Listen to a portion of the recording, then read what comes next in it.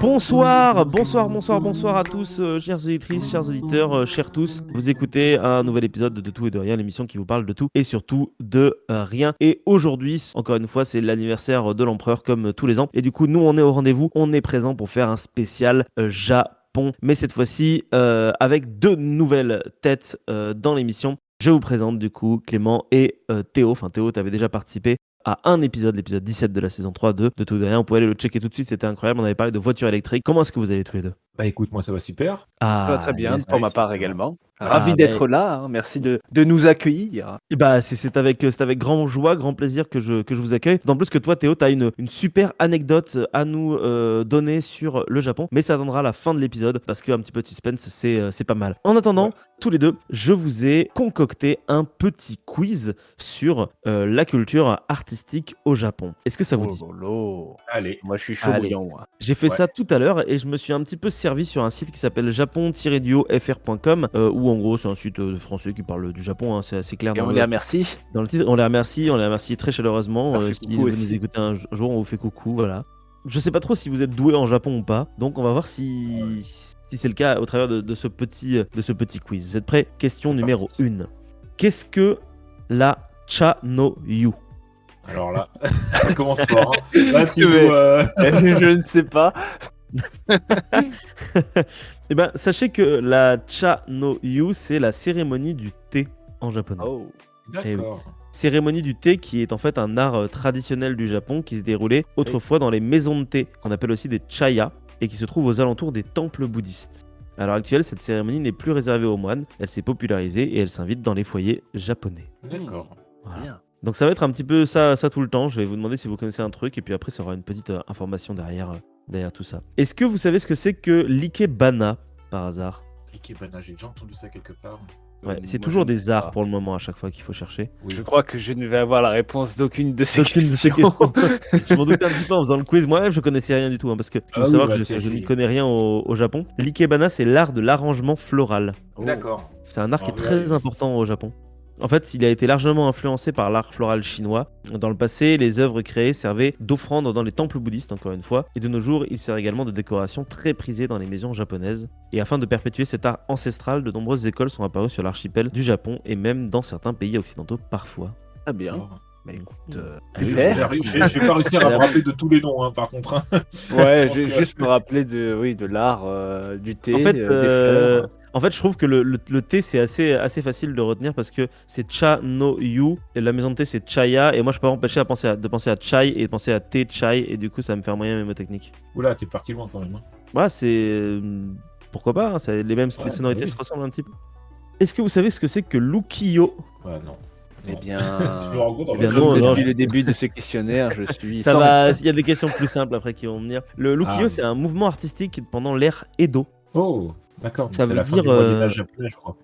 C'est ça, enfin plutôt Renaissance japonaise et la Edo. Renaissance. C'est ça. Cela signifie monde flottant et ça touche surtout les estampes et les gravures sur bois. Ça décrit le mode de vie urbain de la société. C'est une culture qui se développe à Yoshiwara, dans le quartier où sont situés normalement les bordels, les fameux, on va voir si vous avez retenu, les fameux chaya, qui signifient Ouais, d'accord. Les maisons de thé.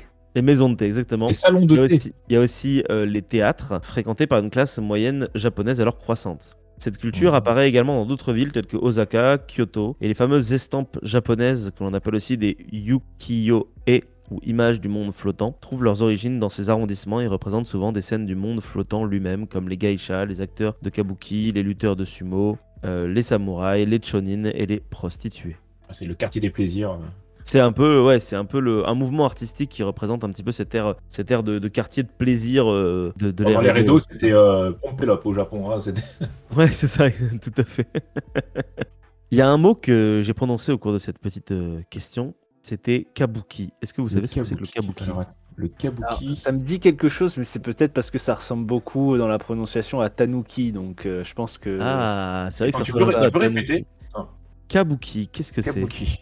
Kabuki, non, je confonds avec un autre mot, je crois. Oui, à mon avis, tu confonds comme moi avec Tanuki. Oui, et puis le tanuki, c'est le raton laveur, je Est-ce crois. que c'est Tanuki, pas, ouais, est-ce que c'est c'est pas un... quelque chose, je tente comme ça, hein, lié Ouais. peut-être au théâtre ou un truc dans le genre. Exactement, c'est du théâtre. Oh, Bien Mais non, joué. c'est le théâtre japonais. Bravo. Incroyable! C'est incroyable, c'est Je me suis génial. dit à un moment donné, avec tout ça, on parle de tout ça, il y a forcément le théâtre qui va arriver. Bah oui, parce que là, donc, pour le moment, ce sont des arts, exactement. En fait, kabuki, ka, ça veut dire chant, bu, ça veut dire danse, et ki, ça veut dire habileté technique. Et en fait, c'est un D'accord. théâtre qui est centré sur le jeu d'acteurs à la fois spectaculaire et codifié, qui se distingue par un maquillage élaboré des acteurs et l'abondance de dispositifs scéniques destinés à souligner les paroxysmes et les retournements de la pièce. Alors, ne dis rien, je suis sûr que ça vient aussi de l'air Edo. Ça, à mon avis, ça doit être très air Et Edo. bah, je crois que c'est les Edo. kabuki. Si j'ai pas noté exactement d'où est-ce ça que venait. c'est typiquement c'est dans cet art-là que on va avoir des personnages qui vont se maquiller complètement la Tout à tête fait, de ouais. blanc avec Exactement, des ouais. gros Ouais. enfin, des grosses marques rouges, C'est des exactement grosses ça, ouais. jeux. Et d'ailleurs, c'est pas le théâtre japonais qui est en 7 actes ou quelque chose comme ça. Enfin, non, il est en plusieurs actes. Il est en plus Oula, bah d'actes attends, que on peut l'art, se renseigner, hein. que le théâtre européen, de mémoire. La plupart des pièces sont structurées en 5 actes. Le premier C'est cinq. correspond à la Ok, c'est composante Jo et sert à introduire les personnages et l'intrigue, similaire au théâtre occidental. Le rythme augmente alors dans les 3 prochains actes. Souvent, il y a des batailles et le 5e acte est très court et sert de conclusion. Donc effectivement, il y a plus d'actes qu'au théâtre, Ouais. au théâtre de chez nous. Normalement, généralement, nous, c'est 3 si je ne m'abuse. Ouais, 3 actes, ouais. Avec les 7 coups, c'est ça, il y a 7 coups, je crois, avant le premier acte. Oula, Enfin, un truc comme ça, ça, je crois que justement, ouais, c'est. Bon, ça, c'est des souvenirs ça, je de. saurais malheureusement point te le dire. Et effectivement, tu as raison, le kabuki, ça remonterait en 1603. Apparemment, ce serait une prêtresse qui ferait des spectacles à cette époque-là. Et l'origine, en tout cas d'après Wikipédia, remonterait à 1603. Voilà, une prêtresse qui s'appelle Ça remonte. Okuni. Maintenant, on va changer un petit peu. On va quitter les arts classiques, entre guillemets, et on va aller vers les arts du combat. Oh. Tintin. À votre avis, de quand date le sumo? Ouh, ça doit être bien, bien vieux, ça. Je Moi, pense alors, que j'en ai absolument aucune idée, mais j'ai Faut dire au envie de plus dire avant notre ère. Avant notre ère? Ah ouais, je sais toi, pas tu pourquoi. vas. Je sais pas pourquoi ça me. Tu vas avant je sais JC, pas. toi. Donc Ouais, avant avant JC, ok. Jésus-Christ, ouais. Non, c'est pas avant JC. Non, Ah, moi, je merde. dirais que ça doit être aux alentours du 14 ou 15e siècle, non? Quelque chose comme ça? Eh ben en fait, c'est même encore plus vieux, c'est 712 après JC. Ah oui, d'accord. La première Ok. mention, apparemment, c'est là-bas. Le juste prix. Ah, mais Et c'est quand même apparemment, assez vieux. c'est très très vieux, ouais. Apparemment, les Japonais le pratiquaient pour obtenir la faveur des dieux afin de moissonner des bonnes récoltes. Les tournois étaient précédés d'une danse sacrée qui ne se déroulait que dans le palais impérial. Et c'est que vers le D'accord. XVIIe siècle que les tournois de sumo ont pour objectif de divertir la classe bourgeoise. Oui. D'où la ok. naissance, ensuite par la suite, de la Japan Sumo Association. Encore une fois, Est-ce que je 17e peux me siècle, permettre c'est une- l'air Edo, je une- crois. Est-ce que je peux me permettre une petite anecdote Ah bah, en lien vas-y, avec bien le sûr. monde Oh, romain, tu comme peux, à tu chaque peux. épisode? Mais oui, bien sûr. Tu es notre spécialiste du monde romain, Théo. Ah, puisque les sumo, c'est un petit peu un combat, comme tu as dit, un petit peu rituel en lien avec les récoltes. C'est aussi intéressant de faire le lien avec les combats de gladiateurs qui, en fait, dateraient de la guerre de Troie, donc des écrits homériques, où, en fait, on va plutôt, en fait, donner en spectacle des duels plutôt funéraires à l'époque, c'est-à-dire pour rendre hommage à un guerrier, un roi défunt. Ok. Et justement, les différents duels qui vont avoir lieu, c'est pour gagner des récompenses. Et du coup, ça m'a fait penser à ça, justement. Le fait de. Ce qui va finir comme un simple sport de combat est en fait à la base une toute autre chose qui n'avait rien à voir avec simplement le spectacle. Ouais. Oui, il y a un truc beaucoup plus grand derrière que, Oui, que simplement c'est ça. purement le souhait de divertir, quoi. Voilà, je referme la parenthèse. On retourne au Japon. Ça marche. Et justement, on arrive au Japon et on se demande de quand date le karaté maintenant. Ouh, ça doit être Bon, encore plus vieux, ça. Ça doit- Est-ce que je peux redire Non, je vais pas redire avant Moi- Jésus-Christ. Je vais dire, pour le je vais coup, dire je dirais bien, 500 après Jésus-Christ. Et Voilà. c'est Bah, moi, pour exactement ça, c'est 500 après Jésus-Christ. Mais Oh là non. là, j'ai même pas eu le Oh temps de là donner là. ma réponse, Marc. Champion du Mais monde. t'avais dit c'est avant aussi, Clément, j'ai entendu. Ouais, j'allais Euh, dire l'antiquité japonaise, mais ouais, tu vois. Ah, il va- Donc, bien joué. Et 2 réponses par la chance. Ouais, c'est la Et- classe. Sachez la que le karaté fait partie des arts martiaux les plus anciens pratiqués dans le pays. Cependant, il y a une polémique sur sa véritable origine. En effet, apparemment, la Chine prétend que les pratiques martiales dont le karaté avait, que les pratiques martiales du karaté ont déjà été très développées dans le pays avant que Qui ne se développe au qu'ils Japon. ne se développent au Japon. Ouais, pardon, j'arrive plus à parler. Avant qu'ils se développent au Japon. Voilà. Oh, bah, c'est D'accord. tout à fait possible, Notamment, puisque finalement notamment les c'est Japonais voilà, ont le pris mot que beaucoup j'arrivais de pas à dire choses. sur ma fiche, c'est, en fait, apparemment, le père du karaté, ce serait un certain Bodhidharma et c'est lui qui aurait «inventé» entre guillemets le karaté et d'après les Chinois, en fait, il vient de Chine et du coup, il a importé, en fait, son karaté, au Japon. Est-ce vrai? Cette Est-ce volonté faux? hégémonique chinoise. Je ne sais pas. Après bon, pour défendre les Chinois, c'est vrai que la plupart du temps, quand il y a des trucs qui sont au Japon, Oui, ça vient un peu de c'est Chine quand vrai, les même. kanji japonais découlent Voilà. Ouais, de l'écriture Et on chinoise. est quand même sur une époque très lointaine, 400-500 JC. Je me souviens plus de quand date réellement les phases de peuplement du Japon, mais je crois Même qu'on n'est les pas très nouilles loin d'une viennent des de phases, hein. Chine. Bah, de toute façon, Marc, je te dis pas, mais je parlerai justement des premiers peuples du Ah et Japon. bah, nickel. Incroyable. Moi, ça Incroyable. me Quel teasing. Oh là là, mais Oh là là tout là est là lié là. en fait, hein, C'est c'est ouf, c'est fluide. ouf ce qui se passe, c'est ouf. Alors, art martial suivant. Quelle est la différence entre le kendo et le kyudo? Alors le Alors kendo, lequel? du coup, ça c'est C'est le l'épée où ils sabre? doivent. C'est le sabre en bois qui Tout à va. fait. Je crois que c'est des coups de haut en bas d'ailleurs, le kendo. Et c'est quoi le kendo et Le kyudo. le Ça, kyudo? j'ai jamais entendu parler. Kyudo. Ça pour le coup. J'en ai entendu parler, mais je sais pas, c'est peut-être la lance? Non, c'est pas la Non, lance. ce sont effectivement 2 arts liés au samouraï. Il y en a un, effectivement, c'est la voie du sabre. Donc aujourd'hui, c'est plutôt fait avec des sabres en bambou, effectivement. Et l'autre, c'est une autre arme qui est souvent utilisée par les samouraïs, mais ce n'est pas une arme de combat. C'est donc une arme de Défense. G, exactement. Ah. De G, C'est un arc. Tout à fait, c'est un arc. Ah bah oui, Euh, c'est des très bons archers les japonais. Alors, D'ailleurs, les arcs japonais sont absolument magnifiques. Ils sont Oui. immenses. Tout à fait, ils sont gigantesques. Bah, d'abord, et d'ailleurs, au Japon, il y a toujours des cours de ce genre d'archerie. Ça a l'air très sympa à faire. D'ailleurs, tout comme le kendo, hein. Alors, le kendo, pour ceux qui l'ignorent, parmi nos chères auditrices et auditeurs, c'est un art martial qui est inspiré de la culture des samouraïs, d'où son appellation, la voie du sabre. Il a été élaboré pendant la période de Muromachi. Mais ce n'est que vers l'époque Edo que l'armure ainsi que le sabre en bambou ont été adoptés, remplaçant les anciens sabres à lame tranchante interdites dans tout le pays. Quant au kyudo, il tire ses origines des techniques utilisées par les guerriers samouraïs du Japon médiéval. Le kyudo est un art mélangeant les rituels traditionnels et les techniques de tir beaucoup plus modernes et beaucoup plus profondes. Cette technique de combat date de plusieurs siècles et ne cesse d'être perpétuée jusqu'à ce jour avec l'ouverture de différentes écoles de tir à l'arc. Et maintenant, j'aimerais vous demander... Alors ça va être une question qui va être difficile parce que je vous donnerai un indice si jamais vous galérez. Quel est le point commun entre le judo et l'aïkido? On utilise la force de l'adversaire. Ouais, Alors, c'est ça, parce que je sais que le judo, il faut utiliser le poids de l'adversaire pour le ramener au sol. effectivement, c'est vrai. Vous avez tout à fait raison, mais maintenant j'aimerais le point commun temporel entre le judo et l'aïkido. Ah, temporel. Ah oui, Tout à c'est fait. beaucoup plus précis. Ouais. Le point commun temporel. Tu veux dire à quelle date ils Ouais, à quelle date, sont quoi, en gros. apparus? Ah bah si le karaté c'est le plus vieux, donc c'est forcément après 500 Ouais, effectivement, je c'est après. dirais, déjà. 15e ou 16e siècle, je sais pas.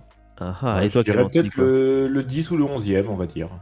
Et bah sachez que le judo date de la fin du 19e siècle et l'aïkido date du Quoi? début des années 30. C'est si Waouh. récent que ça. Et ouais, et en fait, C'est c'est méga récent. extrêmement récent comme art martial. Alors, pour la petite anecdote, le judo, ça a été fondé par le maître Jigoro Kano. Il a ouvert les portes de son premier dojo en 1882. C'est un ancien pratiquant de Jiu-Jitsu qui a découvert ce sport très jeune afin d'améliorer sa santé fragile. Il a gagné en force et en résistance, mais comme c'est un poids léger et très petit, il n'arrivait pas à vaincre ses adversaires. Du coup, il a développé des tas de techniques en étudiant les techniques et les déplacements des autres élèves. Et en fait, il a créé le judo à partir en fait de mouvements de Jiu-Jitsu, plutôt pour les personnes qui seraient plus faibles en fait. Quant à l'aïkido, ce qu'il faut savoir, c'est qu'il a été formé du coup dans les années 30 et ça a été un moyen de ralliement de toute la population car son fondateur qui s'appelle Morihei Ieshiba, je prononce sûrement très très mal son nom, je suis désolé, il voyait ça comme un cadeau pour l'humanité, il a voulu le démocratiser à travers le monde entier. Après la Seconde Guerre mondiale, il a envoyé des émissaires à travers tous les continents européens et américains. Il ouvrait également ses écoles aux étrangers qui désiraient s'initier à l'aïkido en se rendant dans ce pays. C'est une tradition qui n'a cessé de se perpétuer jusqu'à nos jours. Du coup, si jamais vous rendez au Japon pour apprendre l'aïkido, vous serez toujours le bienvenu, même si vous êtes un étranger. Oh, ça c'est bien. Ça. Ça, c'est Moi, intéressant. je trouve ça assez cool en vrai. Oui, et puis les pratiquants de Aikido sont assez impressionnants. Alors, C'est c'est clair. très mis en scène, mais pour les démonstrations, mais c'est quand même assez beau et joli à voir. Ouais, du coup, c'est quoi votre sport de combat préféré parmi tous ceux qui viennent d'être cités d'ailleurs? Bah moi, je Oh. dirais l'aïkido du coup, parce que je trouvais Ouais, ça très très beau, mais J'aime bien le kendo, moi c'est vrai que j'aime bien quand il y a un peu. Ouais, Le c'est vrai que kendo, le c'est assez kendo stylé, aussi, hein. Le kendo, C'est c'est... Moi, j'aurais dit impressionnant, hein. kendo et aikido, je pense. Mm. aussi. Parce que judo L'art et karaté, ça de m'a jamais trop le branché. kyudo aussi, du coup, Le c'est kyudo, je vachement pense que ça doit être très joli, vachement mais je beau connais pas aussi. assez pour pouvoir me prononcer sur celui-là. Mais c'est vrai que Aikido et Kendo, c'est grave la méga classe. Il reste plus que 2 questions. Oh. Heureusement qu'on n'a pas compté les points parce que ce serait pas Ouais, les très très hauts là, les points. c'est très friendly, vous inquiétez pas. Qu'est-ce que la culture otaku? Ah, bah ça, c'est la culture, c'est entre La guillemets la culture culture geek. geek japonaise. Ouais, c'est Ouais, la c'est les culture trucs geek de bon gros japonaise. geekos, quoi. Exactement. Voilà. Vous avez tous les 2 raison. C'est un terme qui est inspiré, qui est inspiré en fait de la culture occidentale et qui n'a été reconnu au Japon qu'au cours de ces 10-15 dernières années. Ouais. Ça C'est un représente terme beaucoup très de... péjoratif d'ailleurs. C'est ça, ouais. Au Japon, c'est très péjoratif, alors que finalement, c'est très repris par chez nous de manière pas forcément péjorative, je trouve. Oui, parce qu'en fait, il y a un Euh, autre mot qui est encore plus ouais. fort. Je crois que c'est. Je sais plus le nom exact, j'ai pas envie de dire de bêtises parce que je me confonds pas mal de mots, mais c'est encore plus fort qu'un otaku parce que ça prend en compte le fait qu'ils ne sortent jamais de chez eux pour les coups. Ah, mais ça, je Et crois vraiment, ils sont que... isolés chez eux, ils s'auto-confinent en fait, Tout à fait. et c'est des otaku plus. Tout à fait, vous avez d'ailleurs une chronique de Maxime qui va s'afficher en dessous, qui parle de ce phénomène au Japon. On a parlé lors du spécial Japon de l'année dernière. Vous pouvez aller écouter ça tout de suite. Moi-même, j'ai oublié le nom. J'ai pas envie de dire de bêtises. J'ai un nom de tout ça. qui me revient en tête, mais j'ai pas envie de dire de bêtises. Du coup, je ne dis rien. Oui, donc du coup, pour rappel, c'est des gens passionnés de manga, les otaku, qui ont des collections de BD, de vidéos, des effigies, des figurines, etc. Ça existe aussi en Occident, du coup, bien évidemment. Et enfin, une dernière question, on retourne sur de la culture plus ancienne, plutôt religieuse. Est-ce que vous savez ce que c'est que la différence entre un sanctuaire et un temple? Bah, Ah. le temple est lié à une divinité en particulier, je pense. Ça doit être ça. Et le sanctuaire, bah, c'est bah, peut-être les gens qui peuvent venir s'y recueillir, peu importe le. Parce que je sais que le Japon, c'est polythéiste à la base, enfin, c'est le shintoïsme, mais il me semble que c'est polythéiste. Exactement, ça a un rapport avec, avec les différentes religions du Japon, en fait. Ouais, moi Et c'est- j'aurais eu tendance à dire que les Oui. temples c'était quelque part un peu plus public et les sanctuaires beaucoup plus En fait, des lieux sacrés, mais ça doit être entre le shintoïsme et Et le bouddhisme, mince. non, et c'est le pas les bouddhisme, ouais, bouddhistes c'est au ça, Japon. exactement. En fait, c'est ça la différence. Le sanctuaire, qu'on appelle aussi un jinja, c'est shintoïste, et le temple, donc un dera, c'est un temple bouddhiste. Ah, En fait, d'accord, bah voilà. quand tu vas au Japon et tu dis, voilà, je vais visiter un sanctuaire, tu sais que tu visites un truc shintoïste. Alors que tu visites un temple, tu sais que tu visites un temple bouddhiste. D'accord, ok. Alors, en gros, ce qui marque beaucoup le contraste entre un temple bouddhiste et un sanctuaire shinto, c'est l'entrée. L'entrée d'un sanctuaire est toujours marquée par un torii, une sorte de portique sacré, souvent peint d'une couleur Oui, c'est rouge les grandes vermillon, Oui, portes rouges. un Ça, peu ouais. emblématique. Oui. Très emblématique, et ça délimite l'espace sacré. Il y a une corde en paille-de-riz torsadée qui indique aussi que l'on se trouve dans un sanctuaire. Alors que chez les temples, t'as pas de torii du coup, tu as juste une entrée qui se fait par un mon, ou alors qu'on appelle aussi une porte, hein, en fait, tout simplement. C'est une porte avec des dimensions très très imposantes, où généralement tu as des statues de Bouddha qui traînent juste à côté. En fait, la différence entre les deux est très marquée, pour en tout cas ceux qui s'y connaissent. C'est un peu comme chez nous, l'exemple qui me vient, c'est tu sais très bien quand tu es en face d'un temple ou alors d'une église, en fait, hein, la différence elle se voit dans le design du bâtiment aussi. Très intéressant. Et oui. Et c'est la fin de ce petit quiz culture. Il était pas facile, je sais, mais à la base j'étais parti sur un info ou un tox, mais il était beaucoup trop simple parce que c'était genre oh bah dis donc, est-ce que les Japonais ils font ci ou ils font ça? Et en fait, bon, vous aurez eu les Ouais, réponses. c'était Hein. un peu À chaque fois, cliché. ouais, c'était cliché à mort. Et je me suis dit, allez, vas-y, bam, on va parler de culture parce que la culture, c'est cool. Et à Ouais. propos de trucs cool aussi au Japon, ben, c'est les chiens. Oh. Alors je me demande bien pourquoi tu fais cette transition. Ah bah Puisqu'on moi va aussi. parler un peu de chiens. Voilà. Et On oui, aime bien les oui. chiens, nous. On aime bien les Il est chiens. vrai. Alors, il est vrai. Alors, la chronique va un petit peu. Alors, déjà, elle est plus courte que prévu parce que bah, ça part un peu dans tous les sens. Sinon, c'est assez. Il y a vraiment énormément d'informations. Il y en a plus que ce Ouais. que je pensais. Et voilà, on va parler un peu du Shiba, mais on va aussi aller un petit peu plus, un peu plus loin. On va aussi parler un peu du loup, du coup, et un petit peu de la domestication du chien, et puis de pas mal d'autres trucs. Donc déjà, le Shiba, qu'est-ce que c'est, le Shiba? Bah, nous, aujourd'hui, on le connaît principalement parce que c'est une égérie de mèmes sur Internet. Hein. C'est très très connu depuis quasiment une bonne dizaine d'années maintenant. C'est aussi l'image d'une crypto-monnaie. Hein. Merci Elon Musk, qui a lancé la crypto Shiba. Ah ouais? Putain, je savais pas. Ouais, depuis quelques années. Oui, Ouais. avec la tête Ouais, dessus. Là. exactement. Ouais. Il a lancé une crypto-monnaie comme ça. Enfin, je sais pas si c'est lui qui l'a lancé, mais en tout cas, il a fait beaucoup de pubs sur Twitter, sur le Shiba. Mais du coup, en fait, à la base, c'est juste un chien. Hein. C'est un petit chien japonais. Donc, en fait, Shiba, c'est quelque chose de petit. Et Inu, c'est chien en japonais. Donc, ça s'appelle petit chien. Ça fait à peine dans les 35 à 43 cm au garrot pour les chiens mâles, pour les Shiba Et au mâles. repos, Et au repos, hein. comme dirait ce bon vieux Raph. Ce bon vieux Raph. 35 cm au repos, c'est déjà pas mal quand même. Et il est classé parmi les chiens primitifs. Donc primitif, ça veut dire que c'est une espèce de chien en fait. C'est une race de chien qui a été très très peu modifiée par l'homme. Voilà, ils ont énormément de liens génétiques avec leurs plus lointains ancêtres. Voilà, ça comprend notamment les chiens Spitz. Et il me semble aussi les Huskies. Et on peut même dire que c'est une race millénaire, puisqu'on va voir, hein, elle remonte à plusieurs milliers d'années avant notre ère. Alors, la domestication du chien, de manière générale, elle est assez controversée. Hein. Bon, je pense qu'on est tous les trois plutôt bien placés pour le savoir, de par ce qu'on fait à la grotte Chauvet. Et oui. Puisqu'on a possiblement à la grotte Chauvet des traces quand même assez anciennes hein, de possible domestication du chien, avec ces fameuses empreintes-là qu'on a autour d'un pas humain. Qui serait, elle, reliée à une empreinte de torche à 30 000 ans. Mais là, on est sur de la datation relative, déjà assez relative par rapport aux empreintes. Donc, on n'est pas non plus sur quelque chose de très précis. Il y a eu des datations carbone 14 sur un crâne retrouvé en Sibérie qui s'appelle le chien de l'Altaï. Altaï, je crois que c'est un I tréma, qui est un chien, enfin, en tout cas, les paléontologues l'associent à un chien domestique vieux de 33 000 ans. Donc, 33 000 ans, parce que le crâne n'a absolument rien à voir apparemment avec un crâne de loup. Donc, ils l'ont associé à un chien. Et il serait daté à 33 000 ans. Il y a eu d'autres aussi, d'autres datations, 36 000 ans en Belgique apparemment, 26 000 ans en République tchèque et 33 000 ans en Sibérie. Donc ça reste quand même assez controversé. Les premiers chiens domestiques qui sont eux vraiment attestés pour le coup, hein, là il n'y a aucune erreur, on remonte à entre 14 et 15 000 ans, notamment en Asie centrale. Voilà en fait pour l'instant une des traces où on est sûr officiellement de la domestication du chien, ça remonte en Asie centrale, donc tout le territoire de Mongolie hein, et du Népal notamment.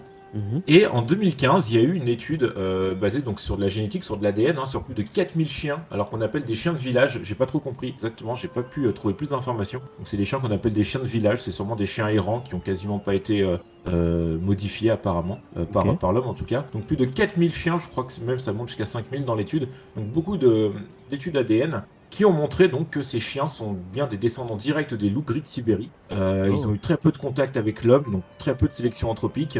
Et il montre que le gradient de diversité génétique est dégressif quand on part donc d'un point central de l'Asie centrale, et plus on s'éloigne donc de ce point névralgique de l'Asie centrale, plus la diversité génétique est dégressive. Donc en fait, elle va vraiment un petit peu disparaître. Hein. Il y aura de moins en moins de diversité génétique. Donc il y a énormément de diversité chez les chiens en Asie. Donc voilà, une très grande diversité dans le génome. Bon après c'est vrai que j'ai pas poussé là-dedans parce que je suis pas du tout pas du tout compétent en génétique, en paléogénétique. Et puis c'était vraiment voilà, c'était vraiment pour les premières informations sur la domestication du chien. Donc en fait l'origine de tout ça, donc le berceau de la domestication, voilà, il y a des études vraiment qui parlent de berceau de domestication. Ce serait l'Asie centrale, donc tout le territoire de la Mongolie et du Népal actuel.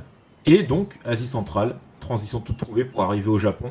Le Japon, hein, au réchauffement donc de l'Holocène, hein, il y a 12 000 ans, les îles, puisque le Japon est une archipel, hein, c'est vrai qu'on l'a pas dit depuis le début, mais je pense ça on le sait, hein, ce sont des archipels, c'est un ensemble d'îles, eh bien les forêts vont apparaître. Voilà, c'est le classique de l'Holocène, hein, beaucoup de forêts, changement radical hein, dans les habitudes des Homo sapiens qui sont là-bas, donc là ils vont vraiment se mettre à la chasse, hein, pour le coup la chasse en forêt. Et le chien, voilà, il va progressivement devenir un très bon compagnon de chasse. Et même encore aujourd'hui, hein, il y a encore des chasseurs au Japon qui utilisent le Shiba notamment hein, comme très bon chien de chasse. Hein, ils chassent le cerf, le sanglier et l'ours notamment. Alors, à l'est de Honshu, alors l'île de Honshu, pour vous situer sur l'archipel, c'est la plus grande île en fait. C'est celle qui va vraiment au centre du Japon. Hein, c'est la grande île, l'île principale. Bah, à l'est de cette île, des chercheurs ont trouvé au total plus de 110 sépultures de chiens. Donc répartis sur 39 différents. Et là, on parle vraiment de sépultures, hein, donc c'est-à-dire des sépultures complexes. Il y a du mobilier funéraire, il y a des couvertures de coquillages qui recouvrent les chiens. Ils ont des positions particulières, hein, donc recroquevillés sur eux-mêmes. Ils ont trouvé aussi donc des traces de blessures de combat, hein, donc sur les squelettes de chiens, des os ressoudés, donc des gens qui s'occupent de leurs chiens. Et beaucoup de ces sépultures sont datées entre moins 9000 et moins 2500 before present, donc avant notre ère. Donc on est sur en moyenne 400 à 500 avant JC pour les dernières sépultures de ces chiens. les dates auront une importance, parce qu'on va vraiment changer d'ère, puisqu'en fait, 2500 avant notre ère, c'est la fin de ce qu'on appelle l'ère Jomon, donc J-O-M-O-N, qui est l'équivalent de notre paléolithique supérieur, si on veut prendre ça par rapport à nous. En fait, c'est la fin du paléolithique supérieur japonais. Donc les chiens de Honshu, de l'ère Jomon, étaient des chiens de chasse qui étaient vraiment très proches de l'homme, pour le coup. Et ils mesuraient, d'après les informations qu'ils ont, entre 36 et 49 cm au garrot. J'ai d'ailleurs, alors je pense je peux vous envoyer des photos sur Discord. J'ai des, ouais. il y a ce qu'on a, j'ai une reproduction du chien de Honshu de l'ère Jomon. Et à la fin de l'ère Jomon, les sépultures vont commencer à changer. Vraiment, les sépultures de chiens vont un peu changer, puisque la fin de l'ère Jomon marque le début de l'agriculture et donc de l'élevage. Et les chiens auront un impact moins fort dans la chasse, puisqu'ils vont beaucoup moins chasser. Et là, on se rend même compte qu'il y a des chiens qui sont mangés par les habitants du Japon au début de ce qu'on appelle l'ère Yaoi. Alors c'est Y-A-Y-O-I. Ça c'est le début un petit peu du néolithique japonais en fait. Donc l'arrivée de l'agriculture et donc la chasse qui s'arrête petit à petit pour l'instant. L'ère Yaoi d'ailleurs, c'est quelque chose qui a été importé. En fait, le néolithique au Japon est arrivé par importation. Ça, c'est assez intéressant. C'est des peuples qui viennent de Corée, de Chine et de Corée, qui sont arrivés au Japon et qui ont amené la culture du riz et donc l'élevage et l'agriculture. Donc beaucoup d'agriculture sur le riz. Ils ont aussi ramené leurs chiens, pour le coup. Et là, il y a un premier métissage de chiens au Japon. Les chiens de Corée et de Chine sont des chiens qu'on peut rapprocher aux chiens Spitz, donc avec la queue qui rebique, qui fait vraiment un petit... vous savez, c'est les queues qui reviennent sur elles-mêmes et qui se remettent sur le dos, un peu comme ton samoyed, Théo. Ah, Ouais, sympa. c'est les chiens de Corée qui avaient cette caractéristique. Et donc là, il y a eu un premier métissage des chiens au Japon. C'est sûrement ça qui a amené Oui. cette caractéristique au Shiba, C'est pas justement. si étonnant, puisque du coup, le samoyed vient de Sibérie à la base. Donc, Ouais, oui, bon, oui, après, mais c'est il y quand a même aussi... quelques centaines, je pense, de kilomètres par rapport à la Corée. Mais Exactement. disons qu'on peut imaginer le lien géographique, effectivement. Ouais. Et là, j'ai envie qu'on passe un petit peu sur le loup. Parce que je vous ai parlé un peu là du chien, mais Le il y a loup. aussi le loup On va japonais. voir le loup, génial. Le loup. Alors, le loup japonais, il est assez particulier. On va se rendre compte en fait que là, on va parler un petit peu de mythologie. On va parler parce que à la base, j'avais pas prévu de parler de ça, mais je me suis rendu compte que c'était quand même vachement intéressant. Et en fait, le loup japonais, donc c'est le loup de Honshu, donc de l'île principale du Japon. C'est la plus petite sous-espèce de loup gris, 30 cm au garrot, 88 cm de long, en comptant la queue. Donc c'est vraiment tout petit, c'est une petite espèce de loup, et il est considéré comme le protecteur et le gardien de la montagne. Donc en fait c'est tout l'inverse du loup en Europe. Alors là on va se rendre compte, là je vais vous faire une petite... Il existe encore aujourd'hui? non, c'est une espèce de loup qui a disparu, apparemment. De ce que j'ai lu, c'est une espèce de loup qui a disparu. Mais en fait le loup a une place très très importante dans la mythologie japonaise de base, et même encore aujourd'hui. Il y a beaucoup de mythes qui sont réadaptés dans pas mal de produits culturels récents qui mettent le loup vraiment sur un piédestal. Alors, le loup, il y a beaucoup de villages de montagne, comme le village de Okami-Iwa, qu'on peut traduire par Rocher du Loup, ou Okami Taira, le plateau du loup, donc qui sont nommés d'après ces légendes. Il y a très peu de citations dans la littérature japonaise, mais il est souvent décrit comme une entité spirituelle qui protège les voyageurs. Il y a aussi les loups qui vont retrouver les enfants abandonnés, qui vont les élever. Alors là, pour le coup, je pense notamment, je sais pas si vous l'avez vu, à ce film d'animation Les Enfants Loups, Oui, je qui est l'avais très vu, très ouais. beau. Oui, je l'ai pas vu. Très Voilà, sympa. qui est basé sur ça, justement, sur des loups qui récupèrent des enfants et qui vont Ok. un petit peu les élever.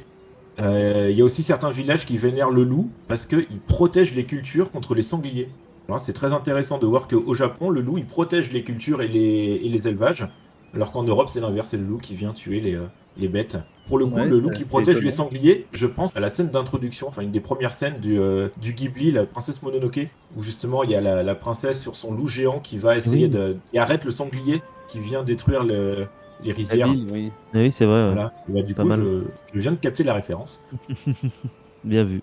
Et justement, il y a beaucoup de sanctuaires de protection qu'on peut trouver dans plein de petits villages qui sont justement en rapport avec le loup, notamment dans la préfecture de Gifu, apparemment, G-I-F-U.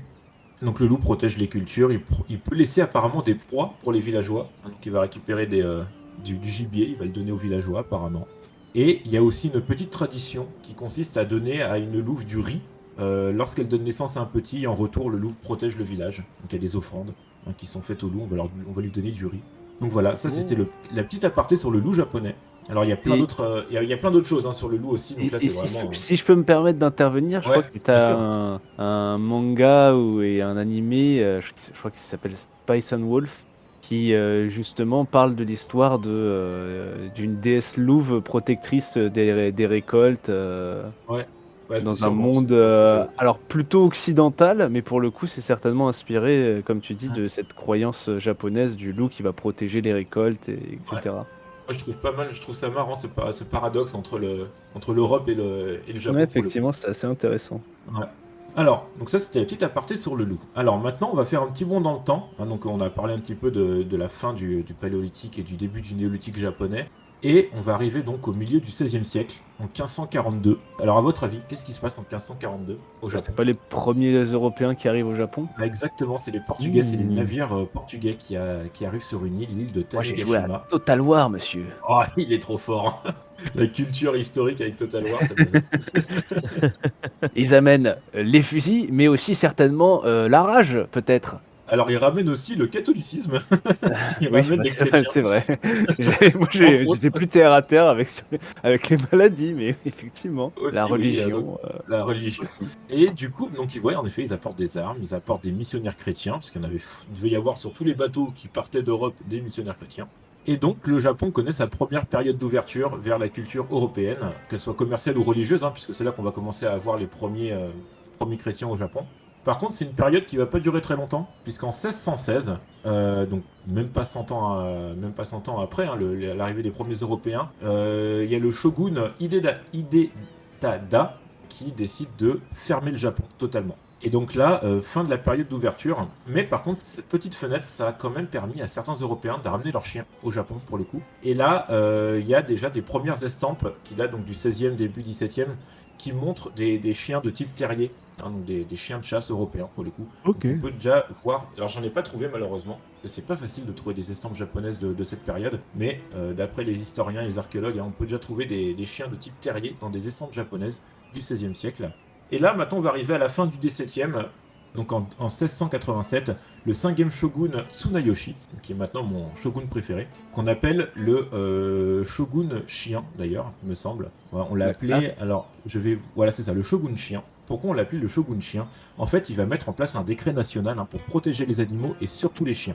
Pour le coup, vraiment, il va protéger les chiens. Et il me semble même, ouais, c'est ça, je vérifie, qu'il y a une peine de mort pour toute personne qui va tuer un chien. Peine de mort, peine capitale directe hein, pour toute personne qui tue un chien. Ça, c'est influencé notamment par les enseignements bouddhistes apparemment. Et il interdit également l'élevage des oiseaux, des poissons pour la consommation humaine. Donc, déjà au 17e, on interdisait l'élevage des oiseaux et des poissons. Et donc, voilà, on l'a appelé le shogun chien, donc qui était très très proche de ces animaux. Et ensuite, il y a la fin de la période Edo où le Shiba qu'on connaît aujourd'hui a la forme qu'on connaît en fait. Apparemment, la forme du Shiba actuel date de la fin de la période Edo. Alors, dans les années 1800, il y a un médecin néerlandais, monsieur le docteur Siebold, qui est aussi naturaliste et botaniste. Il se rend au Japon, parce que voilà, quand on arrive au 19e siècle, il y a beaucoup d'Européens, il y a beaucoup de Hollandais d'ailleurs, hein, qui adorent le Japon. Je crois que Van Gogh a fait un petit séjour au Japon d'ailleurs. Je crois, hein. Vous me dites si je dis des bêtises. Oh, je sais pas. Ça, Je c'est n'en sais complètement de absolument mémoire. rien. Vous savez quoi, Tu je peux fais nous le faire. Attends, fact-checker. je vais regarder. Vas-y, t'inquiète. regarde, il me semble hein, que Van Gogh a fait un petit séjour au Japon. Ça l'a fortement inspiré. En tout cas, il a étudié les estampes japonaises. Ouais, et les tournesols notamment. Il a l'air de vraiment bien kiffer les estampes japonaises. Il fait partie du courant du japonisme. Ah bah, en tout cas, s'il n'est pas allé au Japon, il était très influencé, ça c'est... Ah oui, il est ultra influencé Ouais, par le Japon, ouais. Voilà, donc un médecin néerlandais qui, dans les années 1800, début du 19e, il vient au Japon et il décide, donc, vu que c'est un naturaliste, un zoologiste aussi, donc à l'époque ils étaient un peu tout, hein, il décide donc de faire des croquis de chiens dans le pays et il va mettre en place en fait un bouquin. Hein, il y a un bouquin qui est assez apparemment important pour l'époque. Alors malheureusement, j'ai plus le nom, j'ai pas noté le nom, je suis un petit peu désolé, je me rappelle plus exactement le nom de ce bouquin, mais du coup il va faire des planches de croquis de chiens et il va décréter, enfin il va distinguer deux types de chiens principaux. Deux types, les chiens aux oreilles tombantes et les chiens aux oreilles droites utilisés pour la chasse, eux rapprochés au Shiba hein, aujourd'hui, avec les petites oreilles droites. Pour les chiens de chasse, les seules variations c'était la couleur et la taille, mais ils avaient tous un type Spitz, oreille droite, queue enroulée. Ça c'est le Shiba pour le coup, hein, il C'est ce qui s'en rapproche le plus. Ensuite, en 1866, il y a la chute du shogunat des Tokugawa. Et c'est là que le Japon rentre dans une nouvelle ère, l'ère Meiji. Ah, et L'ère justement, vu qu'on en parle, c'est l'ère Meiji qui fait l'ouverture, si je ne m'abuse, Ouais, nouvelle ouverture, ouais. du Japon, et qui fait qu'il y a plein d'Occidentaux qui vont au Japon, et c'est pour ça que le japonisme naît en Occident et influence notamment un certain Vincent Van Gogh. Et bah voilà, on y Cependant, vient. Vincent Van Gogh n'a jamais visité le Japon, malgré le fait que l'esthétique D'accord. particulière des arts japonais est l'influence qui a le plus marqué son œuvre. D'accord, mais toi, je croyais qu'il était allé au Japon, mais non. Mais en tout cas, c'est venu à son oreille pour le coup. Et il l'a beaucoup utilisé. Mais l'ère Meiji, donc, c'est aussi le début de l'industrie et de la modernisation. Et donc, une énorme influence occidentale. Il y a des nouveaux chiens qui arrivent en provenance de Chine et de Corée. Des chiens pour les foyers, hein, des chiens domestiques, hein, totalement. Et aussi des chiens de chasse pour le coup. Donc, ce grand nombre de chiens étrangers qui arrivent au Japon vont menacer en fait les races indigènes, hein, donc notamment les Akita, les Shiba, parce que c'est vrai que j'en ai pas parlé au début, mais il y a 6 grandes races de chiens au Japon, notamment donc l'Akita Inu et le Shiba Inu. Alors, il y a aussi, alors c'est un peu triste, mais énormément de combats de chiens qui sont mis en place. C'était vraiment monnaie courante, notamment des Akita qui étaient croisés avec des mastifs et avec des Saint-Bernard pour faire des gros combats de chiens sûrement dans les bas quartiers, dans les bas-fonds de Tokyo. Donc ces Akita Inu, ils sont croisés avec ces gros chiens européens pour augmenter leur force, leur taille. Et le Akita d'origine commence à disparaître petit à petit. Là vraiment, il reste plus que quelques petites populations dans les montagnes. Que le Akita, c'est un chien de gardien de temple. Le Shiba est un chien de chasse. Mais le Akita était utilisé en tant que gardien notamment. Alors, la tendance générale au Japon à cette époque, c'était de respecter tout ce qui venait de l'Occident, et notamment les chiens, qui étaient très très appréciés. Et donc les chiens japonais vont croiser, disparaître au fur et à mesure jusqu'à une période très critique entre 1912 et 1926, c'est la période de Taisho, donc en l'entre-deux-guerres. Extinction quasi complète du Shiba, vraiment on n'en trouve quasiment plus. Il reste quelques petits élevages, quelques petites populations dans les montagnes, dans certains villages. Et au début des années 1900, vous n'êtes sûrement pas sans savoir, qu'il y a un sursaut nationaliste au Japon qui va faire un contre-pied total avec le 19e siècle et notamment une protection de leur culture très forte et surtout des chiens qui vont être considérés, ça va vraiment faire une affaire d'État. Pour le coup, les chiens vont être considérés comme trésors de la nation. Vraiment, l'État va essayer de restaurer les Shiba et les autres chiens, bien sûr. Et les Shiba, ils auraient sûrement disparu en fait au début du XXe siècle si un club de passionnés, vraiment c'est un club en plus à la base, dirigé par le docteur Saito et quelques intellectuels qui vont créer le club qui s'appelle le Nihonken Onzokai, qui vont essayer donc de protéger les Shiba en 1928 avec en 1937 le standard de la race qui est établi. Et dans les années 43, le Shiba est considéré comme monument naturel du Japon.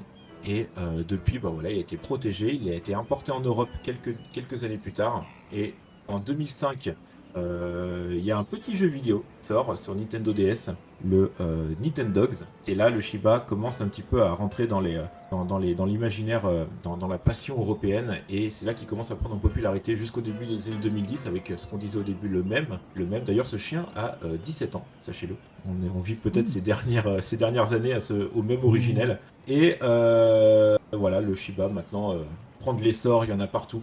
Pour l'instant, le futur de la race va très bien. Mais il y a quand même toujours pas mal de dérives. Mais ça, c'est tous les chiens de race qui sont touchés par ça. Donc les élevages et les animaleries illégales, entre autres. Mais voilà, le Shiba et l'Akita et les autres races japonaises ont été sauvés au début des années 1900 par des petits passionnés. On peut leur dire merci.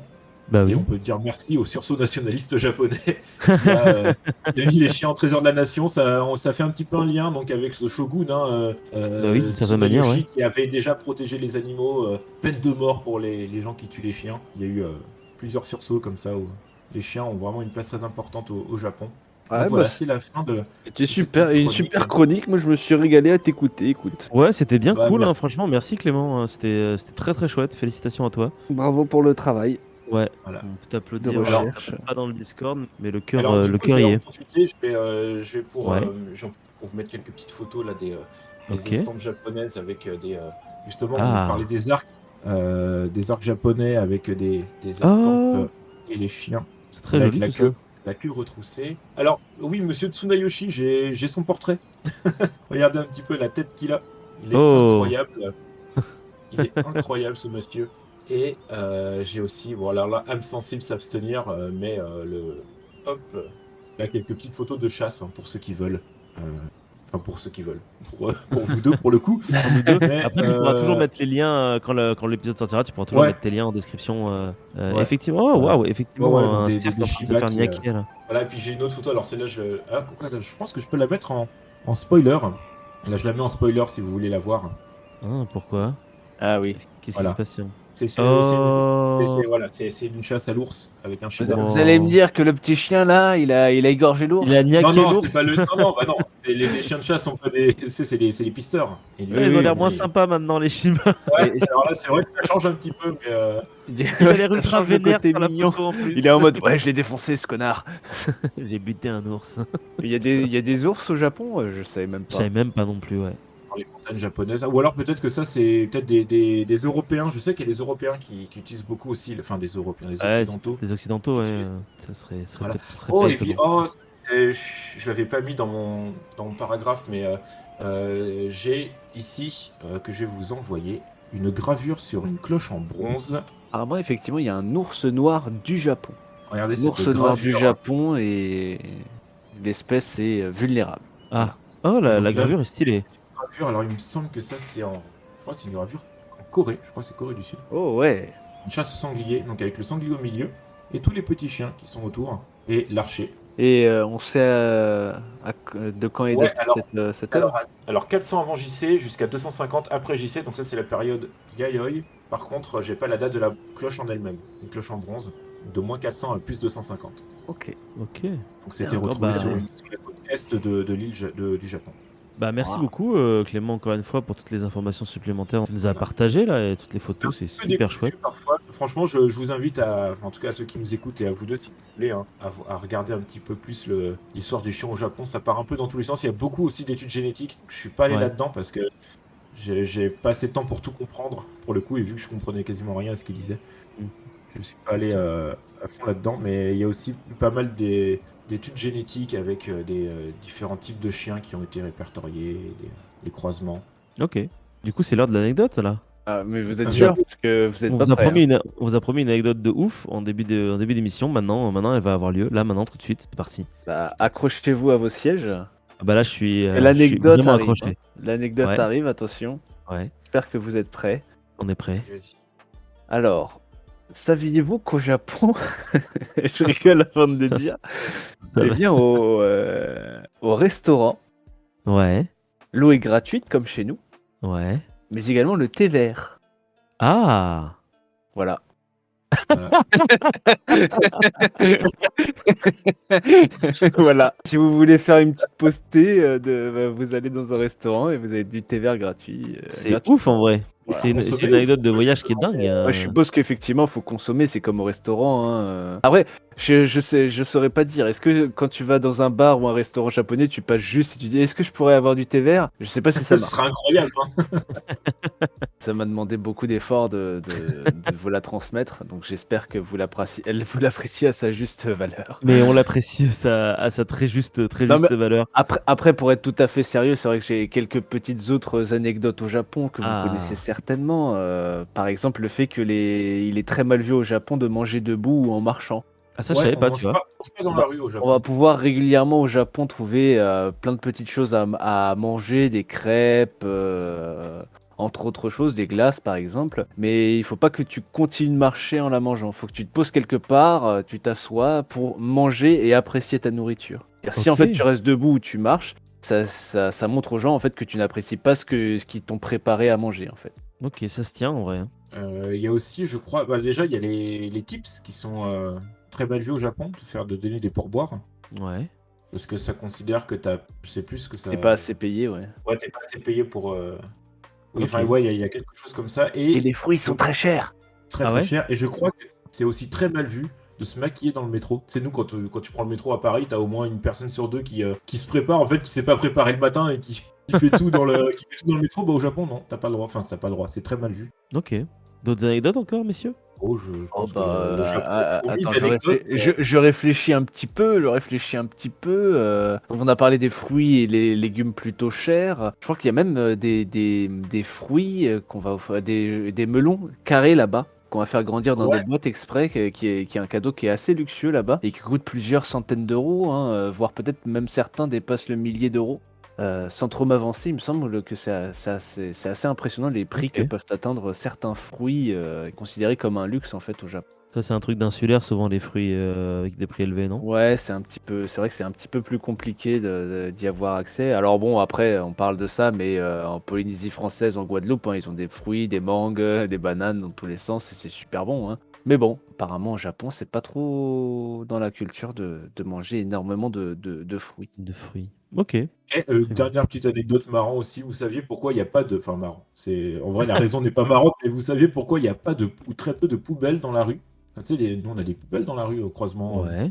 Eh bien, c'est parce que il y a eu en 1995 une secte qui a fait un attentat au gaz dans le métro de Tokyo et Oui. il aurait utilisé apparemment une poubelle, je crois. Et C'est la secte de Shoko Osaka, je crois, un truc comme ça.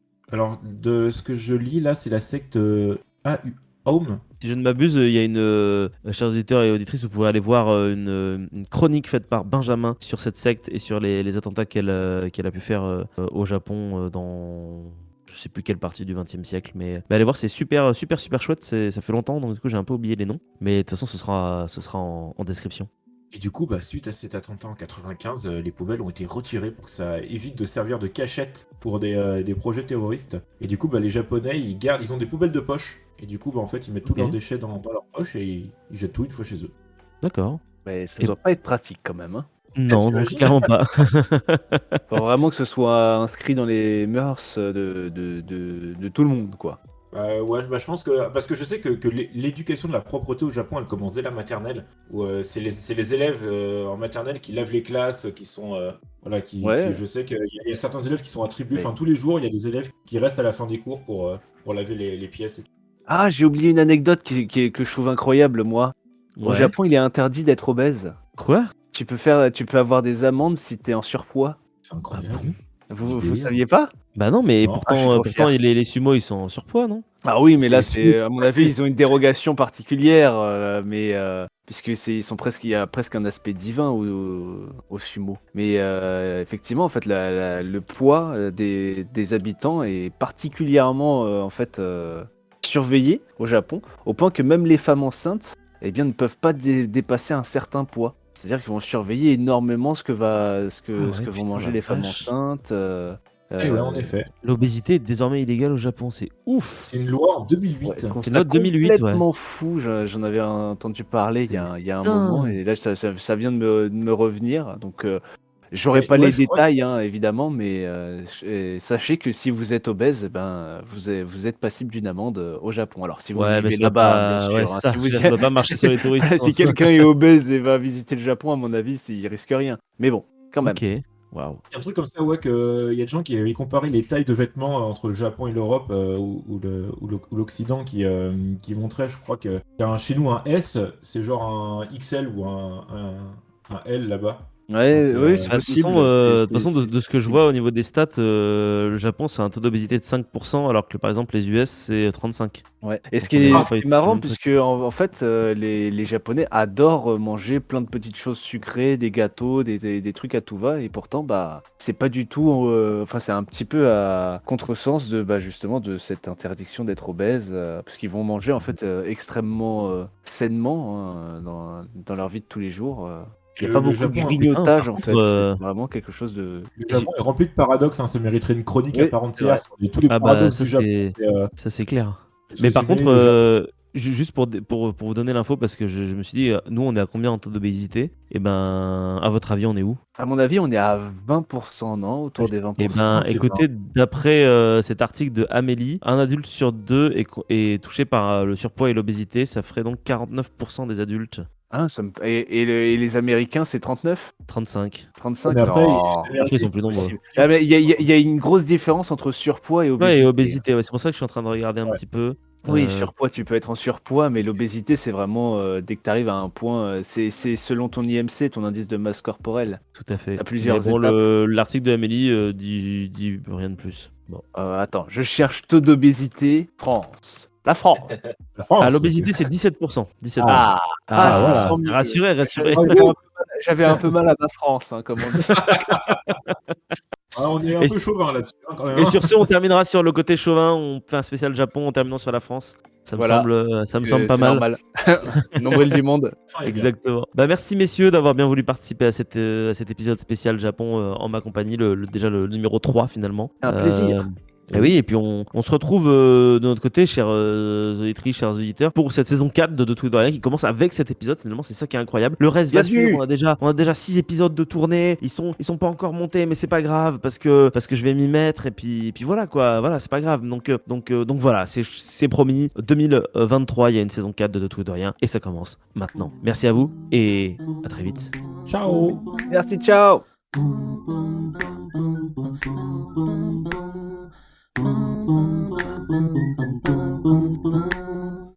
Cette énergie du ciao est incroyable.